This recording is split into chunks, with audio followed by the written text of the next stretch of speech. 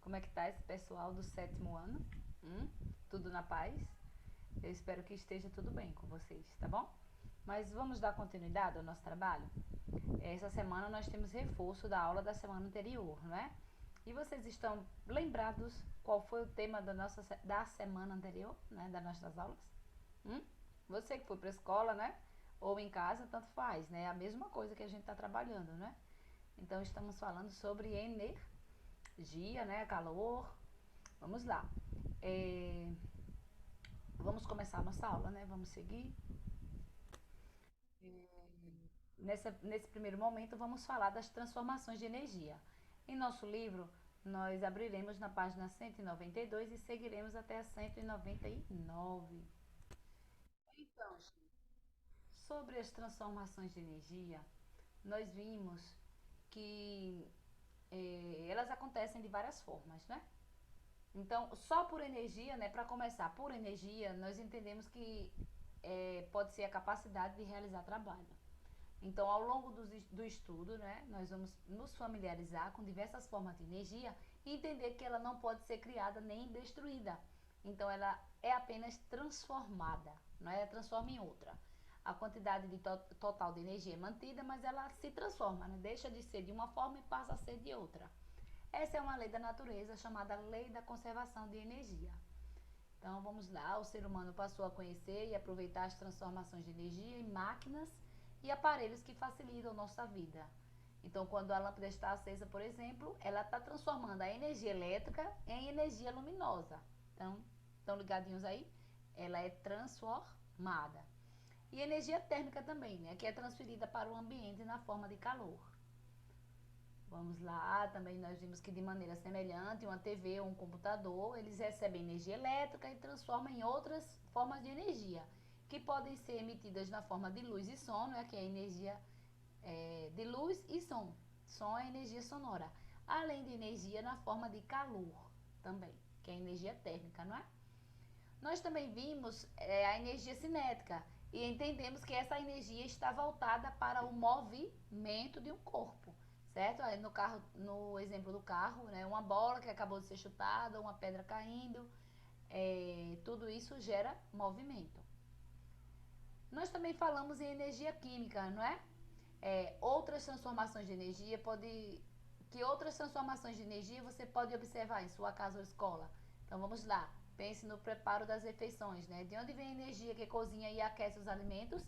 Na maioria dos fogões, a energia química do gás é transformada em energia térmica, não é? Transmitida sob forma de calor e energia luminosa, né? Que é a chama do fogão. As transformações de energia ocorrem também em todos os seres vivos, né? Vamos lá o exemplo da fotossíntese, que ela transforma energia luminosa em energia química. Vamos lá. Vamos lá, aqui também a energia, olha aqui. As pessoas, né, precisam ter energia para fazer qualquer atividade física. Então, é também transformação de energia. Vamos lá, vamos seguir. Nós também falamos em calor e temperatura, vimos como é que fica, como é que se comporta as moléculas, né? Aqui as moléculas, de acordo com a sua temperatura. Quanto maior a temperatura de um corpo, maior a energia cinética de suas moléculas. Então elas vão se mover mais rápido na temperatura maior. Temperatura maior é calor, né? É mais quente. No caso de um corpo sólido, o movimento pode ser apenas de agitação, sem que as partículas se afastem muito de sua posição. Olha aqui. Temperatura é a grandeza física que indica a agitação, ou ainda a energia cinética média das partículas de um corpo ou de um ambiente. A soma das energias cinéticas das partículas constituintes de um corpo é chamada de energia térmica. A energia térmica, na forma de calor, passa espontaneamente sempre do corpo de maior temperatura, né, o que está mais quente, para o corpo de menor temperatura, o que está menos quente. Portanto, o calor é uma energia em trânsito, isto é, uma energia que está sendo transferida espontaneamente de um corpo para outro por causa da diferença de temperatura entre eles. Nós também falamos aí das trocas de calor, né? Observando a imagem, olha aqui, a pessoa segurando uma xícara com café quente. Então, o fluxo de energia térmica, que é o calor, né, que vai passando, passa do café para a mão, né? Porque ele tem mais calor, né? O café está quente, está mais quente do que a mão da pessoa. Agora, no caso da água com gelo, então vai ser o contrário, né? O caminho inverso. O calor vai passar da mão da pessoa para o copo, né, com água. Então, esse é o fluxo de energia, passando sempre o calor de quem tem mais para quem tem menos. Nós também vimos, gente, que eles vão, os corpos, né?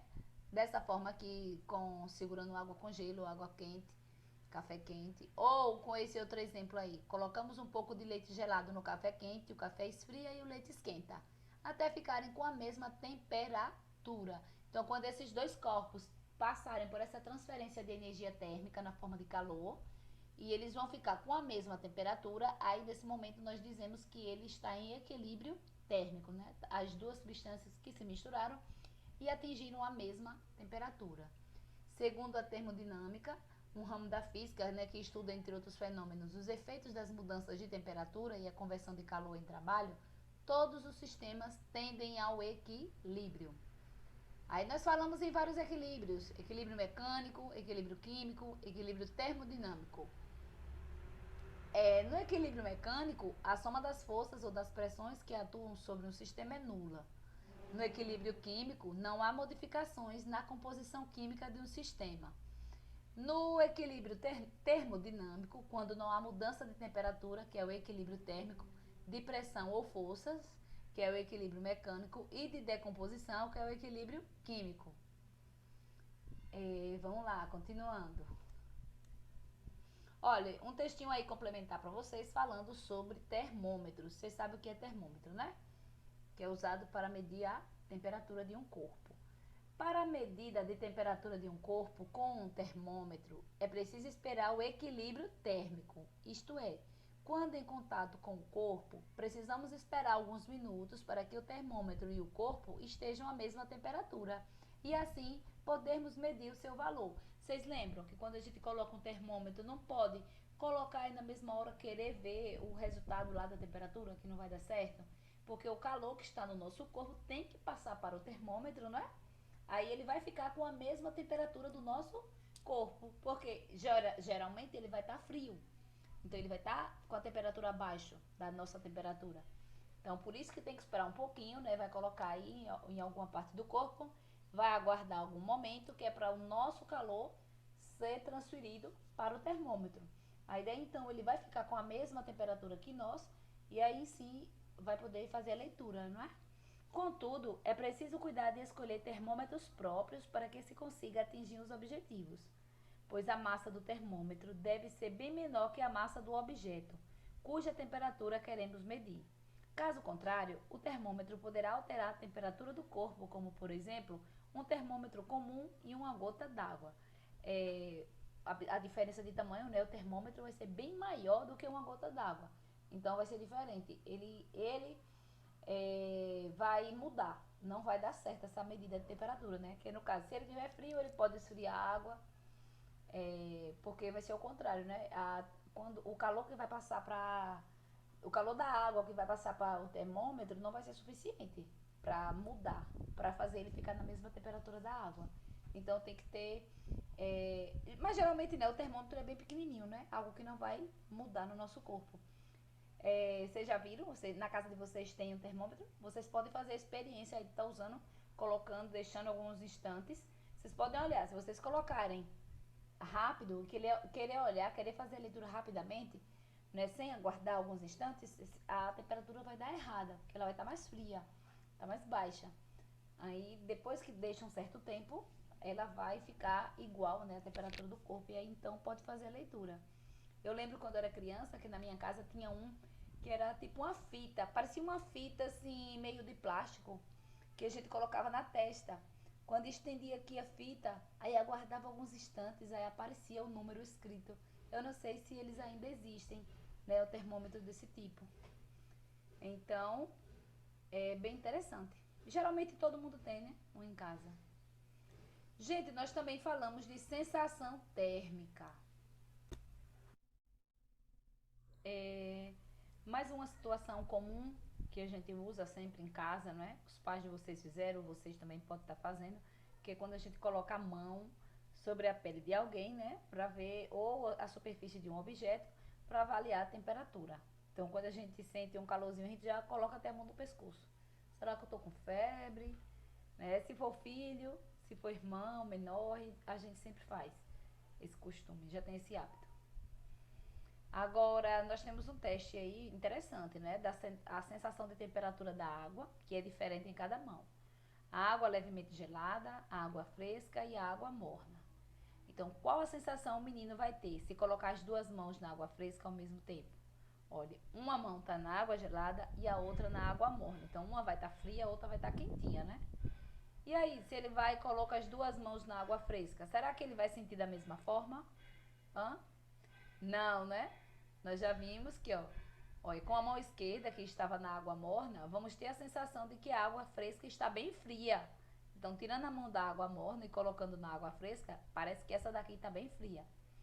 No outro caso, né, com a mão direita que estava na água gelada, quando ele colocar na água fresca, a sensação é de que está mais quente. Então, isso acontece porque a sensação térmica, que é a sensação de quente ou frio, é relativa. Ela depende, entre outros fatores, da diferença de temperatura entre nossas mãos e a água. A diferença de temperatura entre os corpos determina o sentido de transferência do calor. Quer dizer, se vamos receber ou perder calor, certo? Olha aí no caso do álcool, né? Tão comum. A gente usa o álcool e rapidamente a mão fica geladinha, né? A gente sente a sensação de frio. E por que que isso acontece? Porque o álcool evapora rapidamente e retira o calor da pele, baixando a temperatura. Então, essa sensação de frieza é por conta disso, certo? Vamos lá, isso também ocorre quando saímos molhados do mar, que frio, não é? No sol, o calor, mas quando a gente sai da água do mar ou piscina, eita frio, a gente chega a arrepia mesmo. Mas isso acontece, o mesmo acontece com o suor, que evapora mais rapidamente com o vento, dando a sensação de abaixamento da temperatura. Portanto, a sensação de frio geralmente indica que nossa temperatura corporal está mais elevada que a do ambiente e estamos transferindo energia térmica ao meio externo, ou seja, estamos perdendo calor. É tanto que se a gente demorar na água, quando a gente sai, né, nós perdemos calor para a água e aí a gente fica gelado mesmo. É impressionante. Vamos lá. Ó, se compararmos 2 dias de mesma temperatura, um deles úmido e outro seco, teremos a sensação de que o dia úmido a temperatura estava mais alta. Isso acontece porque quando o ar está úmido, a umidade do ar dificulta a evaporação do suor, prejudicando o mecanismo de resfriamento do organismo e provocando sensação de mais calor em dias secos. Então é bem complexa, né, essas ideias aí. Aí vem a medição de temperatura. Já falamos sobre o termômetro, né? O que é que acontece com o termômetro? Olha aí o que é usado, do líquido, né? O mercúrio que tem no interior do termômetro. Falamos da escala Celsius, né? O ponto de fusão do gelo, o ponto de ebulição da água. Vimos lá que o ponto do gelo, né? O ponto de fusão do gelo atribui-se o valor de zero, sendo posteriormente chamado de 0 graus Celsius. E da ebulição de água, o valor de 100 graus Celsius. E falamos também de calor e mudança de estado físico, não é? Falamos dos processos, né, de infusão, solidificação, condensação, vaporização. Tudo isso reflete a passagem, né, de estado da água, né, que ela está sempre em mudança. Lembram lá do ciclo da natureza, não é? A água sobe em forma de vapor, então ela está no estado gasoso. Lá ela se condensa, vai para o estado líquido, né, lá nas nuvens, forma as nuvens, se condensa, encontra a temperatura mais baixa, então se condensa. Quando as nuvens estão carregadas, se precipitam, né, que cai em forma de chuva, que é no estado líquido. Nas geleiras, forma gelo, né, as geleiras derretem, é fusão, né? Congela é solidificação, derrete é fusão. Então, E o calor é quem vai comandar isso tudo, né? Mais calor, menos calor, ele é quem vai dizer, que vai comandar, certo? Então, gente, nós encerramos aqui e fomos para a nossa atividade. Vamos lá? Nós temos as questões 13, né? E a questão de olho nos quadrinhos. Então, nós vamos fazer a questão 13, certo? Que é para você indicar as afirmativas verdadeiras. Então, letra A. Quanto maior a energia cinética média das partículas, menor é a temperatura do corpo. Isso é sério? É verdade? Não, não é? Não é quanto a energia cinética, lembra lá das partículas? Ela está relacionada ao movimento das partículas, não é? Então, quanto mais quente, mais elas vão se mover. Então, como ele está dizendo que é menor temperatura, então seria o contrário, maior temperatura, não é? Então, está errada. A letra B, para que haja transferência de calor entre dois corpos, eles devem estar a temperaturas diferentes. Verdade, não é? É verdade. Para ter essa troca, né, de calor. A letra C, a propriedade de alguns líquidos tem de se dilatar, pode ser usada para medir temperaturas. Verdade também. A letra D, quanto maior o calor específico de um material, menor a quantidade de calor necessária para o material ser aquecido até determinada temperatura. Errada. Letra E. Calor e temperatura são a mesma coisa. Errado, né? Errado. Letra G. Letra F. A temperatura é proporcional à energia cinética média das partículas constituintes de um corpo. Verdade, né? Letra F. Aí vem a letra G. Letra G. A energia na forma de calor passa sempre do corpo de maior temperatura para o de menor temperatura. Verdade, não é? É sempre o calor que vai. A letra H. A energia, no Sistema Internacional de Unidades, a quantidade de calor transferida de um corpo para outro é medida em joules. Não é que lê em outra tradução, em outra linguagem. Mas é isso mesmo.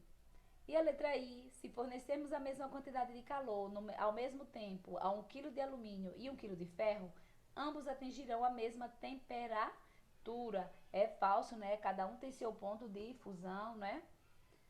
Letra J. Se a temperatura de um corpo aumentou 1 grau, ela aumentou também 1 grau, ó, veja, o grau Celsius e o grau lá do F.